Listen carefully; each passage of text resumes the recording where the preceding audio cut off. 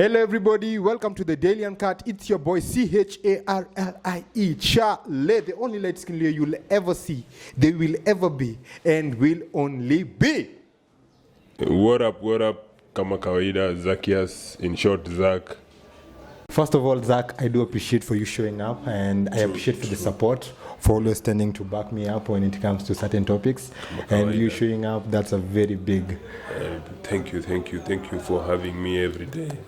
Okay. Even not every day. All the time, whenever you are available. Anytime. Okay, thank you.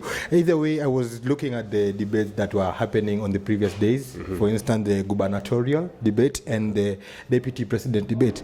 And I came to a conclusion that both of the debates, they were somehow similar when it came to attacking the candidates' personal life. And according to me, attacking the personal life, that's something good. Yep. We tend to know who the people are. Yeah. But we should focus more on what these people are going to do for us as Kenyans, first of all, and us as the public.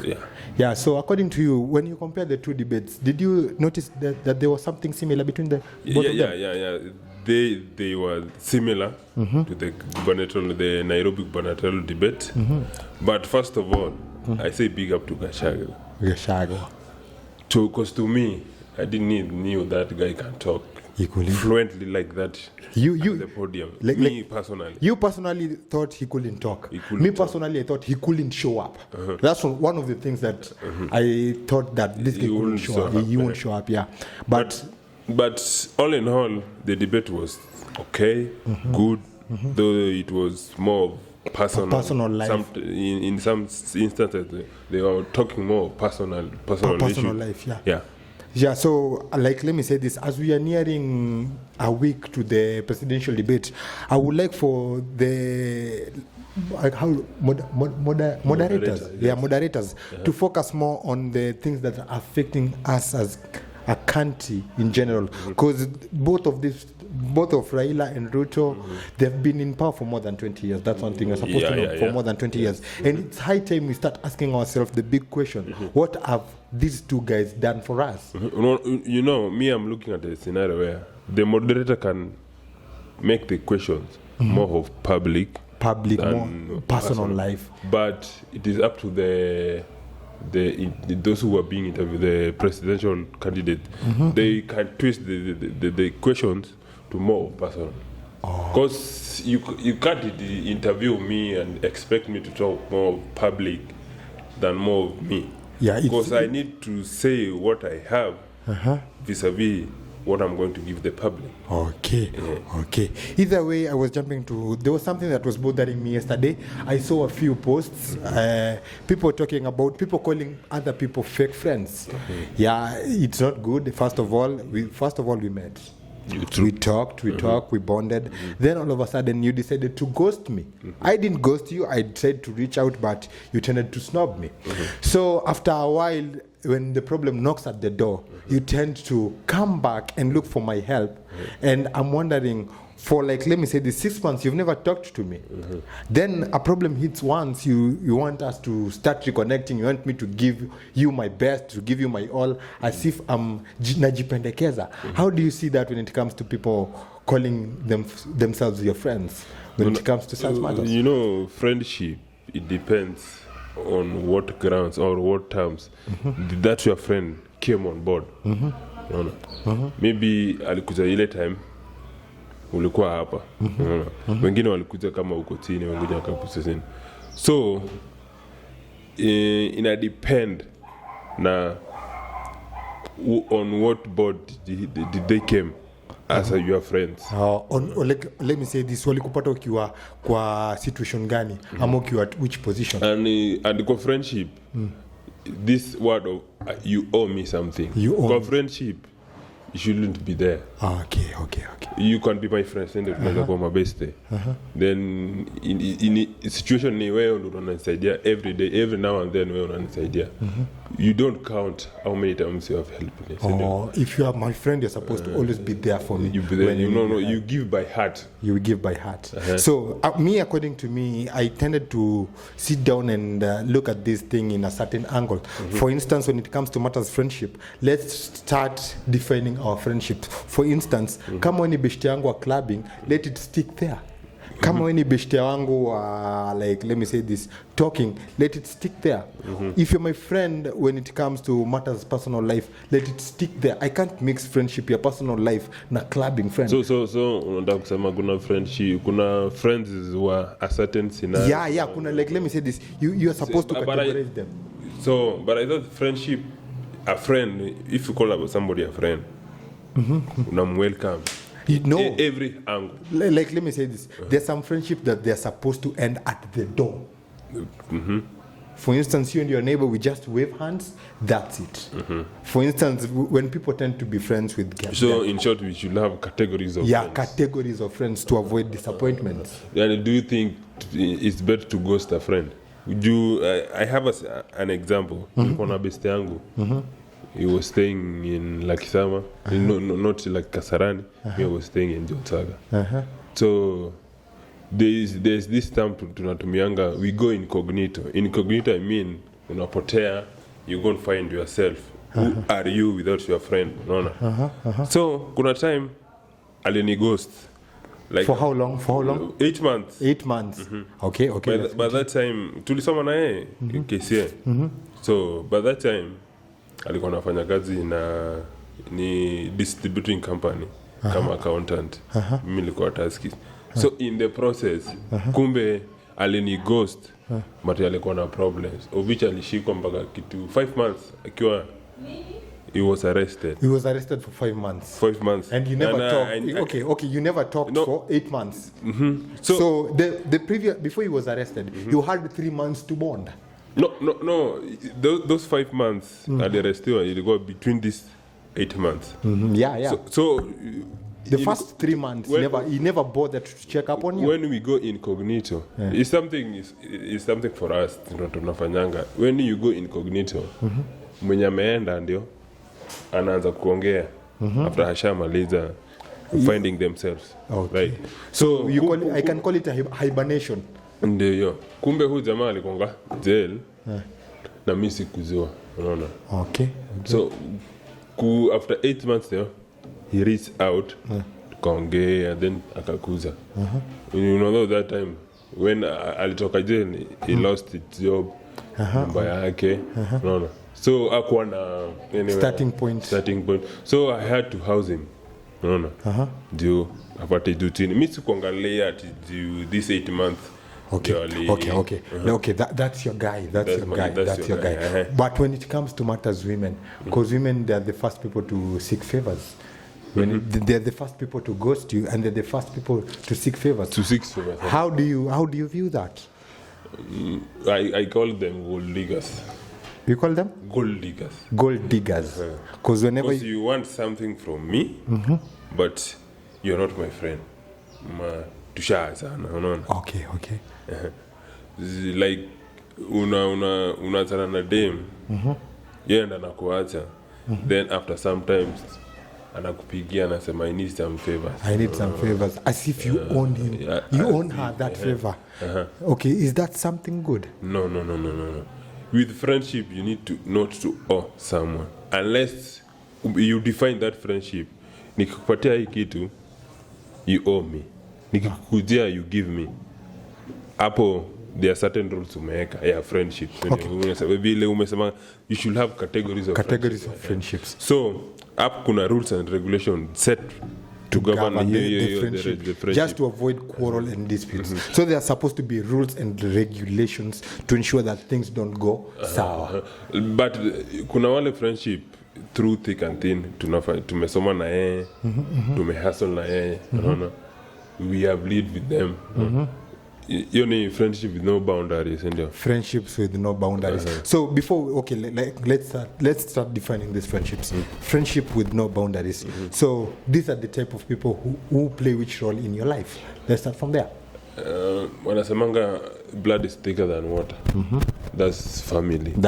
But at times People from outside, they are way more supportive of you more than your family. Like Tupac once said, you should not call your brother a brother. That's because you share blood. You should call a brother for the things he is willing to sacrifice just to see you succeed. Yes. So, uone kama familia. That's family. Because it's there for you on your tough times, on your worst time, on your high time. In fact, that's not just a family member. He's more than a brother. More than a brother. Yeah, more than, I don't know what's above brother, but I think he's more than a brother. Yeah, so like, I have a friend who, and I'm going to mention his name, Kennedy Safari. He's a very good friend of mine, like, let me say this. He has always supported me since day one, and I do appreciate it, because whenever I told him I wanted to do this, he was the first person who bought me a tripod to mount my phone, my camera, whatever. And he always saw something positive in me. And according to me, he's more than a brother, because, like, let me tell you, I could tell my family members, and they were like, it's fine, but you know, a friend away from family wanna see some potential in you. A friend who sees potential in you and supports you, only more than a family, but there is more than a family. Because family or like yule ni chali, wacha tu tutamsaidia baadaye, but who friend anafanya juu chini to support you. Succeed. That's a friend. He's more than a friend. He's more than a brother. So he's a ride or die. I can call that's your God, because God manifested. Guardian angel. Let me say this. Guardian angel. He always tends to create a path for you to follow, because he sees something in you and he tends to support it. That's God working through him to you. Yeah, a guardian angel. True. He's more than a brother. He's a guardian angel. So let's move to the second type of friendship. Which one? Up from that one, let's move to the second one. These friends were club. Our clubbing friends. Football. So I always tend to say, don't mix your clubbing friends and your personal life. Because whenever you tend to tell them your problems, they will never help you. For instance, a clubbing friend prefers buying you drinks and seeing you high, yet you're sleeping hungry in your own house. If you tell them that my house has been locked, I haven't eaten for the last period of 3 days, I don't have a job, they will buy you drink, but they won't tend to help you to move from that condition that you are. Should we have those friends? Okay, mainly I always say, you're supposed, like, let me say this, for you to truly be a good person in life, not a perfect person. Because this word friendship is wrongly misquoted. Somebody once say, don't call a friend your friend. Don't call a stranger a friend. No, don't call a friend your friend. Call a friend your friend when you are in that dire need, your tough times, when you are down. And let me say this. Let's not use the term friendship up and down. I think we misuse it. Like love these days. Love is more. Yeah, we are coming to love. We are coming to love. We are coming to love. Just an example. So friendship also is more overrated this time. People just used friends. This is my uni best yangu. Okay. So like let me say this. The term friend is not supposed to be used when it comes to all the people. Mainly we tend to call strangers friends, yet they are not our friends. Like you find someone I meet you today, the next day you're my friend. It's not supposed to be like that. Like literally, like let me say this: if you're my friend, you're supposed to know what the things that I love the most. First of all, you're supposed to know that the lines that when you cross, things will be bad for both of us. You're supposed to know my ambition and my goal, and you're supposed to be my number one fan. Seeing me pursuing these things, I can't just tell you that I love doing media, and you're telling me, yeah, you're doing good, yet you're not pushing me, my friend. Whatever you're doing, you're not doing the right thing. You're supposed to be doing shoots right now. He should even do some research for you. You should do this, like this, like this. Yeah. He's supposed to be the first person. He's supposed to be your number one fan. That's one thing you're supposed to know. In short, he should tell you the truth. Yeah, he's supposed to be always honest with you. Okay. Whether bad or good. Yeah. So now we are talking about friendship and love. I've realized most of us usually tend to fall in love when let me say this, we tend to engage in unnecessary relationships. That's one thing I always tend to say. Because, for instance, I might start a friendship, me and a girl, yet me and that chile, we don't tend even to know each other. In terms, I don't even know the second name. I only know the nickname. Apart from the nickname. The nickname. And apart from that, I tend to always, like, let me say this, I'm not supposed to ask certain questions. Tell me what you love. Tell me what you really desire. No. I'm not supposed to ask such questions. We are supposed, first of all, to sit down, get to know each other. Love should be give and give. Not take, give and take. Not give and take, give and give. So first of all, you're supposed to build a rapport. And this rapport, we can only build it during friendship. So before we dive into the love industry, first of all, you're supposed to be friends. And in this friendship, let's say gestation period, I'm supposed to get to know you and understand who you are. So in short, you're saying you cannot love somebody you are not friends with. Can you be a friend to somebody you don't love? Or can you love someone? Can you be a friend of someone who you don't love, Ama? Can you love someone you're not friends with? Okay, let me say this. For instance, like you meet just one person. They say love at first sight. No, that's like, let me call it the way it's supposed to be called. It's called lust at the first sight. No, love. That's love. There's no such thing as love. Like, let me say this. Love, it's all about bonding. That's one thing you're supposed to understand. It's all about bonding. So you've never met someone, you just click right away? No, like, let me tell you. Clicking right away.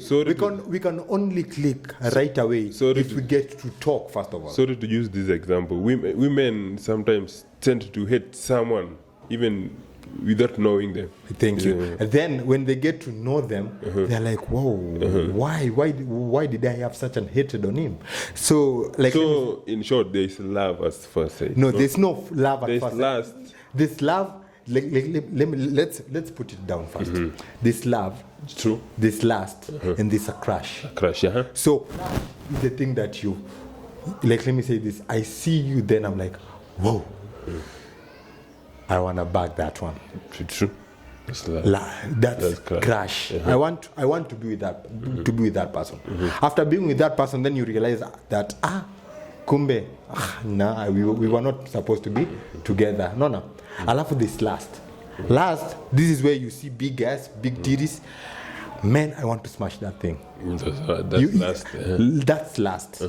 Love.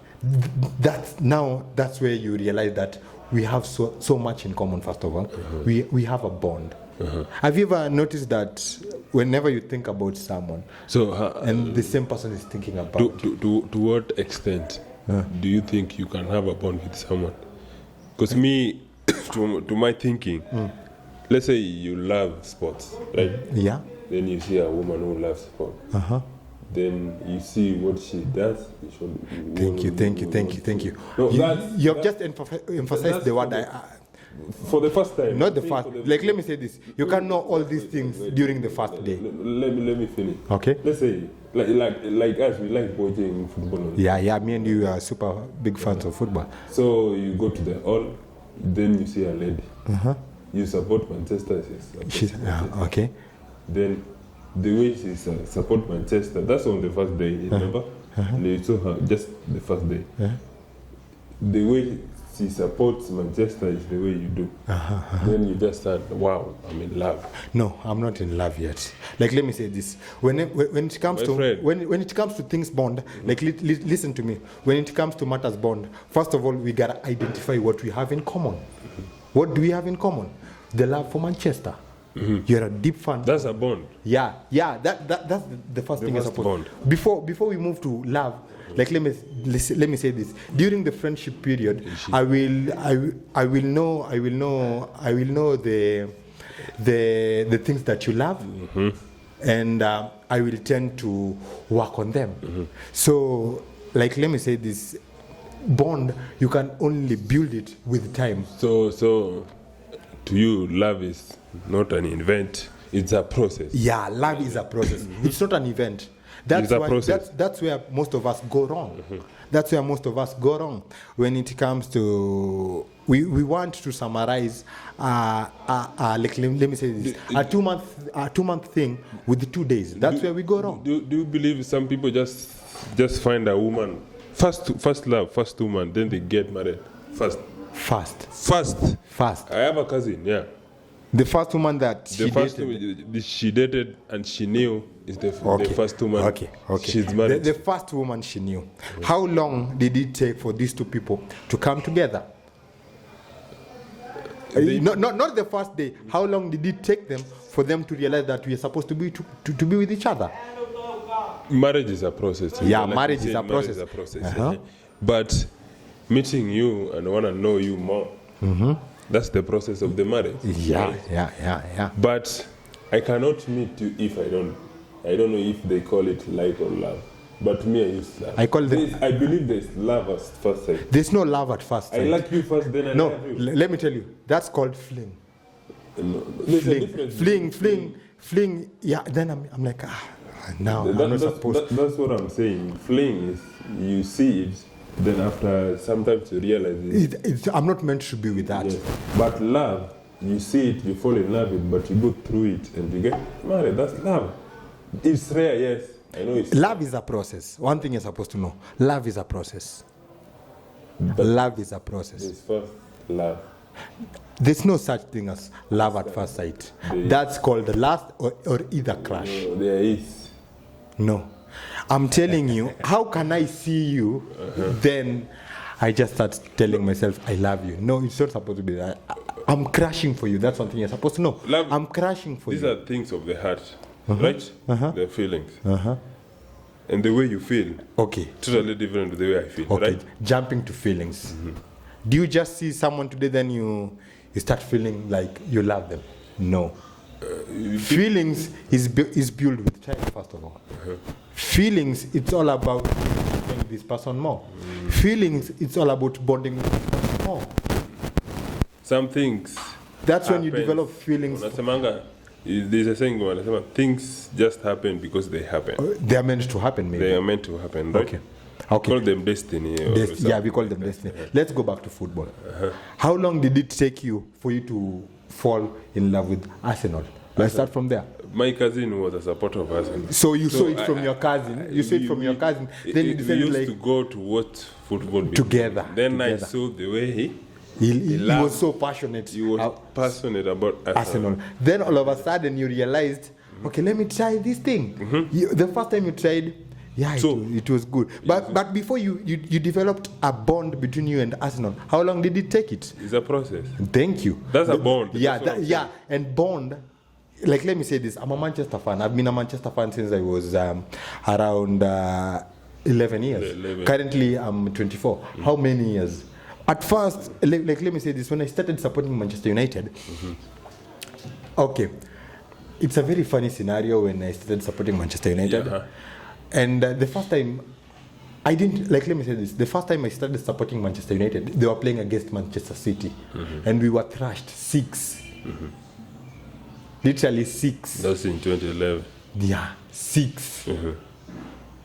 And it was a hard thing. Then I was like, that's when I fell in love the first time with football. Did you love Manchester through someone or? No, I loved Manchester because of the friends that I had. They were big supporters of Arsenal. And like in my scenario, they say you go to a football hall. Then you see a lady. You see a lady. Yeah, you see. First of all, supporting Manchester. Then you say, I'm in love with that. No, I'm not in love with that person. I would like to know that person more. Yes, but you know him. It's a process. Yeah, it's a process. Love is a process. That love at first sight, you build a bond through it. Like, let me say this. You need to identify the things that tend to. That's the bond. That's the bond you bond. Yeah. It's a process. Yeah, you have to identify the bond first. But if I say I love, then for sometimes, then but you hyper. That's a fling. That's a fling. That's or a fling. lust. That's a fling and crash. So there is love at first sight, but if it goes through, that's the love I'm talking about. No, but no, if it no, is no. Love, there's no love at first sight. First of all, we identify something. We will argue this thing, but let's leave it at that. Leave it. To you say there is no love At first sight. I'm talking out of experience. That's why I'm telling you. Yeah. It's love at first sight. Okay. Maybe to you, there's no love. It's a fling. It's a fling, a crash, It's a and crash last. and a last. Yeah. But believe At me. first sight. Believe me. At first sight, it's a crash or last. I know it's difficult. Yeah.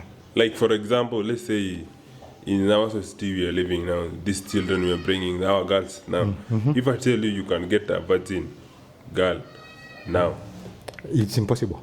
it is possible, but It's still possible. it is still possible. Still. Yeah. So, vis-a-vis the love thing, it is difficult, yes, I know, but there is a possibility. There's a possibility. Yeah. Yeah. Either way, where just me saying, when it comes to matters love, friendship, and whatever you guys are having out there, let's just take our time first of all. True. Let's take our times to get to know each other and identify each other. Because, let me say this, it's way better to avoid unnecessary dramas. For how long? For how Will it long? take time to know each other. How long will it take to know each other? It depends on how long you two are interested in each other. That's something you're supposed to know. How long are you two interested in each other? That's something you're supposed to know. You know, do you believe you can know someone for a period of 4 years or 3 years or 5 years? But then you realize you didn't know them. But when it comes to matters knowing people, it's all about like how is the other party interested the same way you want to know them. Yeah, it's all about how is he responding to whatever I'm giving you're out there. giving, It's all about reciprocating. If I give a 1 and I give a 1, you give me a 1, that's something positive. If I give a 5 and you give it as a 1, It's like in a boxing match. There are 12 rounds. You knock me, I knock you. First round. You go to the second round. Some people get a KO in the first round. Some people last for the 12 rounds. Yeah, it's all about how are you responding to us. True. So I would like to hear your parting shot when it comes to matters friendship, and let's talk about friendship and relationship in general. Like I said when we were talking, don't call a friend your friend. Call a friend your friend during your tough times, when you're down there. Because some friends will kick you down on the ground. Either way, it's been your boy Kama Kawaida. And my parting shot is just learn to categorize your friendships to avoid minimal disappointments. It's been your boy Kama Kawaida, CHARLIE, Charlie, the only light skin you'll ever see. And don't forget to tell a friend that there's something happening in the Daily Uncut. Don't forget to subscribe, share, leave a comment. I would really appreciate that. Boom.